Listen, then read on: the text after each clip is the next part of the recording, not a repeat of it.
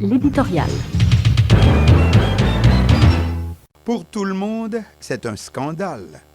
Cela non parce que le pouvoir a cédé aux revendications des policiers contestataires, mais c'est la façon dont cela s'est passé qui révolte et surtout qui fait peur.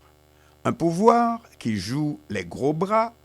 Récemment encore, on entend le président qui déclare, lors d'une rencontre au Palais national, « Nous connaissons, moi pas pécho », en français, « Je n'ai peur de rien », mais qui s'aplatit devant une rébellion au sein d'un secteur de la police nationale, après que ceux-ci ont montré qu'ils sont prêts à utiliser les moyens les plus extrêmes et surtout les plus illégaux pour atteindre leurs objectifs. C'est de la part de ce pouvoir-là un signal tout à fait clair. Je ne vous céderai pas tant que vous ne m'aurez pas mis le dos au mur et tant pis pour les moyens utilisés, quitte à mettre le feu au pays. En clair, c'est un pouvoir prêt aussi à mettre le feu, idem à tout détruire, à tout hiérarcher pour ne pas céder aux revendications, quelque justes que soient ces dernières. Bref, un pouvoir qui indique clairement que seuls les rapports de force et dans leur maximum de violence qui importent à ses yeux. Et voilà la leçon qui ressort de la confrontation du pouvoir avec un groupe d'éléments de la police nationale d'Haïti PNH exigeant le respect de leurs revendications, dont le droit de former un syndicat pour la défense de leurs intérêts, des augmentations de salaire et autres primes, meilleur traitement, etc. Mais toutes questions qui peuvent se régler par la voie institutionnelle.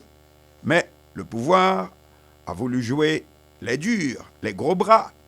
S'ensuivent des confrontations armées le dimanche 23 février dernier entre des policiers et des membres de la nouvelle force armée reconstituée par l'actuel pouvoir qui font 2 morts, un soldat et un policier.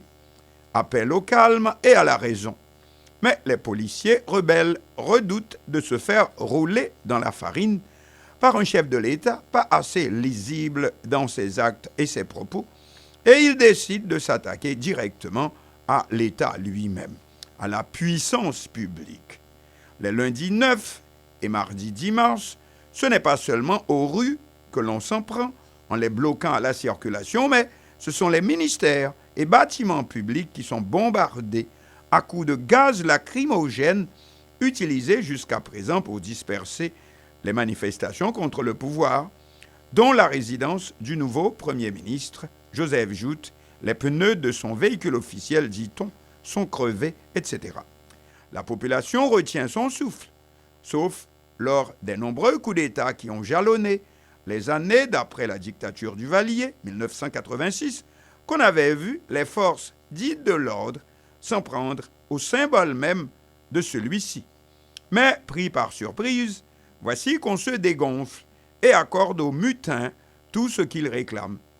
Le grand public ne semble pas avoir de problème que les policiers aient le droit de se syndiquer ou non, serait-ce parce qu'on a bien d'autres chats à fouetter en ce moment. Et c'est sur le pouvoir que tombent toutes les critiques. C'est un pouvoir qui ne cède qu'à la force, voire celle-ci portée au maximum, donc, en même temps, un pouvoir faible, parce que peu soucieux du droit et de la légalité qui seuls peuvent justifier sa présence. Que cette force capote dans l'illégalité la plus extrême lui importe peu.